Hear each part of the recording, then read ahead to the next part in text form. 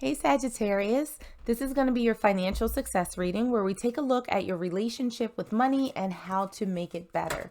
So we're going to jump right in and start by pulling a couple of oracle cards to see what energy is surrounding this reading. The first card that we have out is finance. Make a monthly budget for your business and personal income and expenses. Always be clear and specific about your finances. Let's pull another oracle card, see what other energies are surrounding my Sagittarius collective for your financial success reading. And we have Adam Smith. A free market is worth more than gold. You scratch my back, an invisible hand will scratch yours. Private enterprise, it ain't over till it's overseen. So what we have for you guys, for my Sagittarius collective, is that overall, there seems to be a need for you to monitor your money.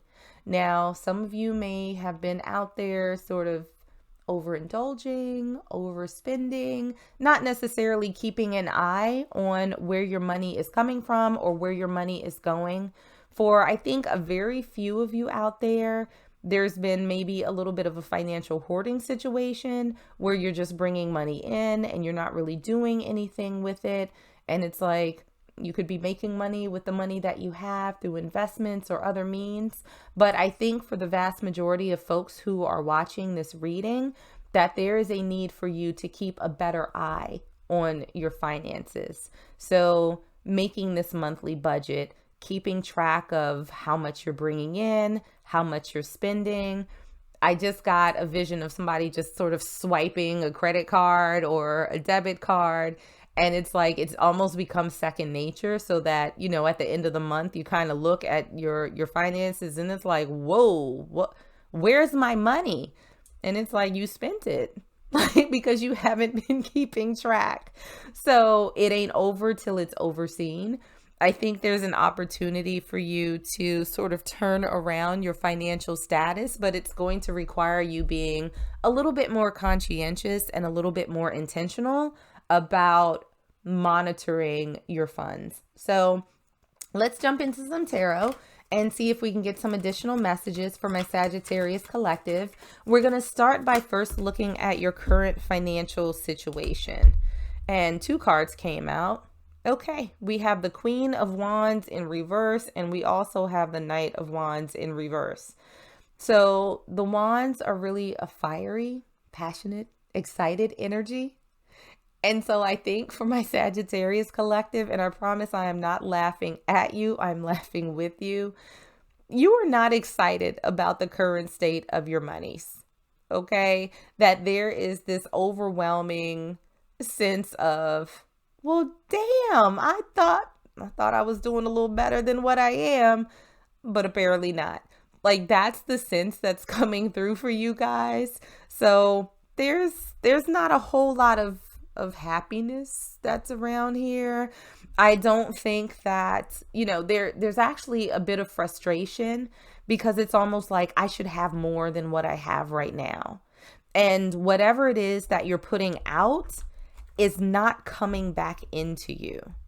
And I think that even the means of how you make money is just sort of a day-to-day, like 9 to 5, I do what I need to and I leave. Like, it's really just procedural at this point. I come in, I do my job, I get a paycheck, I go home.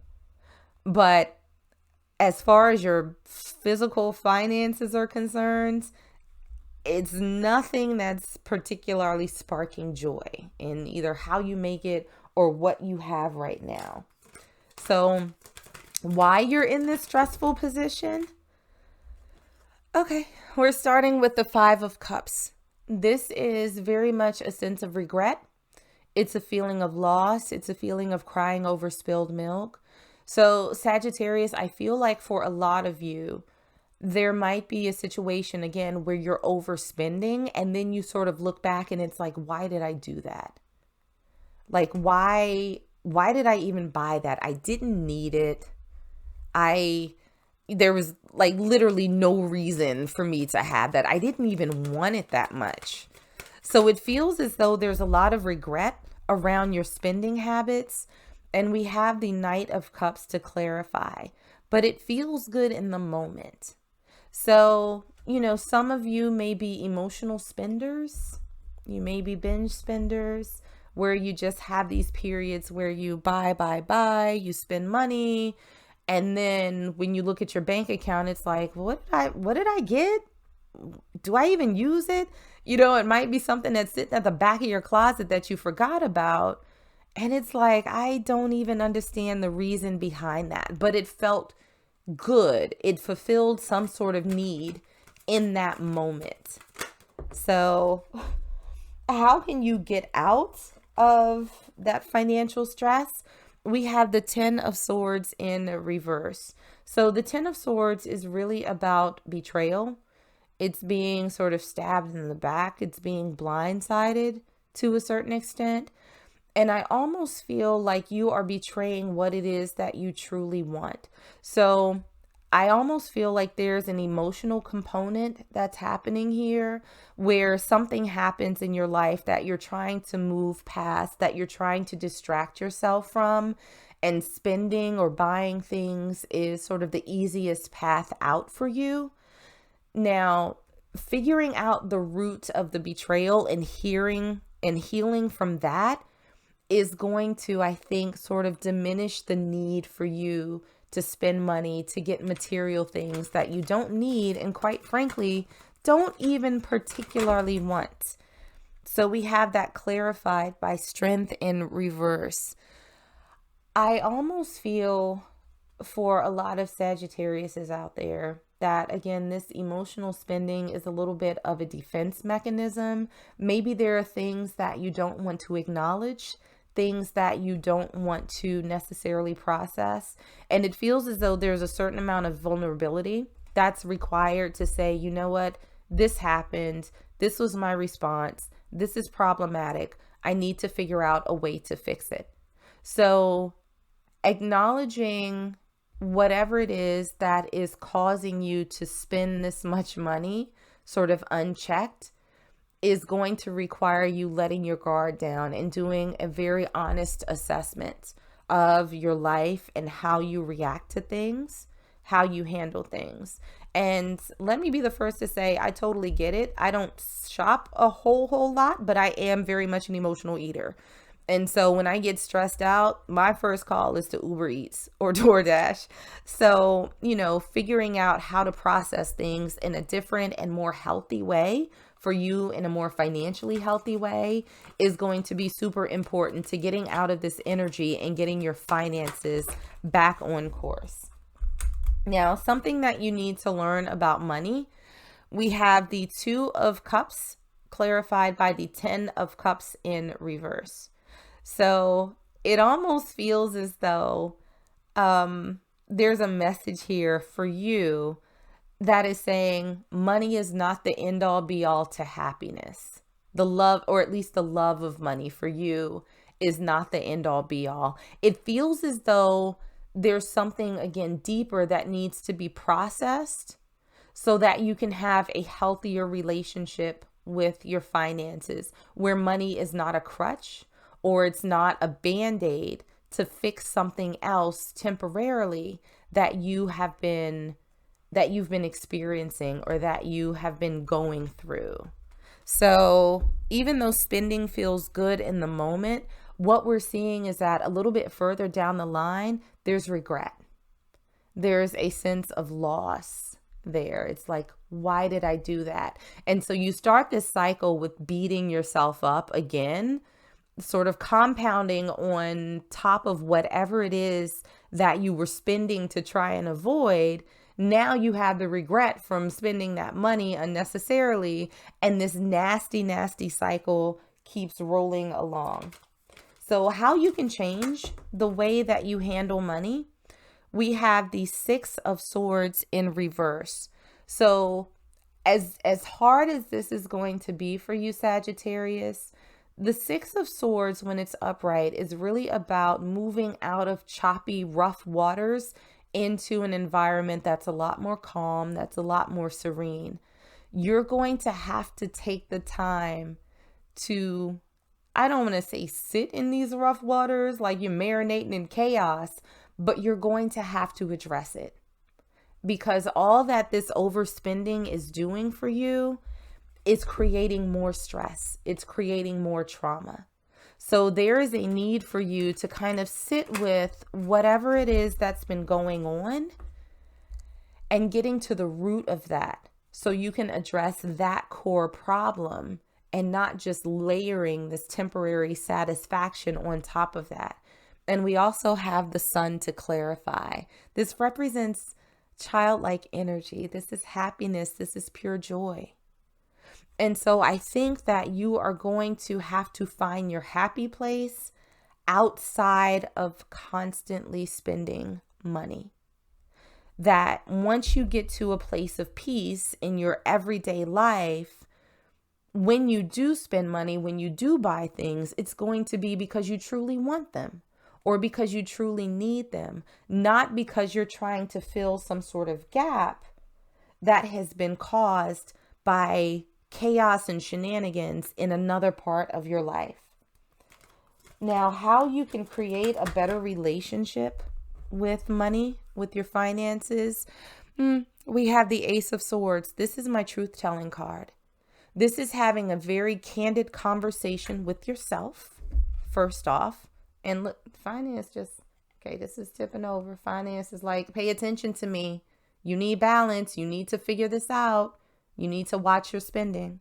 But the Ace of Swords is being truthful, being very, very honest and starting that conversation. So I think not just with you, but if you have the means, if you have the access to, let's say, a financial planner, then having a conversation with them about your goals, the things that you want to do as far as your finances. I do also think that this represents a candid conversation with a trusted person, a loved one, a friend, a family member, a therapist, to sort of outline what it is that you've been going through and why you feel compelled to spend this type of money. But honest conversations are required all around. That's where the starting point is going to be for creating a better relationship with money. And we have the Tower card in reverse to clarify. So when the Tower's upright, it really signifies a very sudden and drastic change to your environment, to your circumstances. I think that this is going to be an extended process where you're not going to be able to necessarily break this spending habit overnight, but it's going to take those small, conscientious, consistent steps to get to a place where A, you're able to process what's happening in other areas of your life and figuring out how to mitigate those challenges without going into debt or buying things that you don't want or need. But, it's a process. It's going to be a process for you, Sagittarius, to get out of this. So don't expect overnight changes. This is going to be a very incremental process for you. One step, one day at a time. Now, something in your life that's already abundant, we have the Seven of Cups. This is options. This is having choices. So the thing that you may not necessarily see right now is that even though you feel like you may be stuck in this sort of cycle, right? You have stress, you spend, you're more stressed, you spend, you're stressed about that, you spend more. There are ways for you to get out of this. There are options for you, whether it's through talking through somebody, increasing your income, figuring out how to reduce stress. There are avenues that are available to you that can help you break this cycle, because I don't think that it's serving you particularly well right now. And we have that clarified by the Five of Swords. You're a fighter, Sagittarius.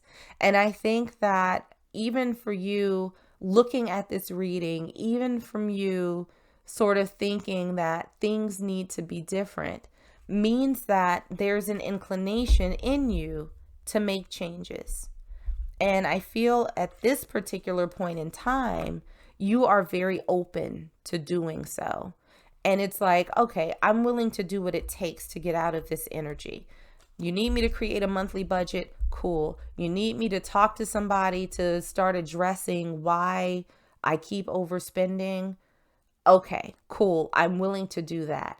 There seems to be an inclination inside of you to fight for a different type of life, to push through this energy and get to something that's better, that's more suited for you, that makes you feel more comfortable in your life.